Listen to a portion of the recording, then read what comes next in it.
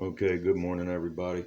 This is an instructional video for a friend of mine who I'm sending the emergency bag to. Okay, here's your two parts. It's your ferro rod, this is your striker. You notice the bottle opener thing? Not on this side. On this other side here, you will feel a raised up. It's just the tiniest of lips. Do not use this part to strike this. You use this part. This is for shaving down wood to get tender or stiff. But anyway, you take that part,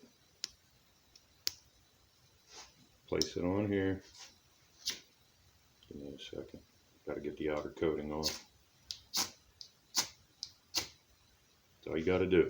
Scrape it, run it across. Hopefully you know what tender is. If not, I'll make another video. Anyway, talk to y'all later. Y'all have a blessed day.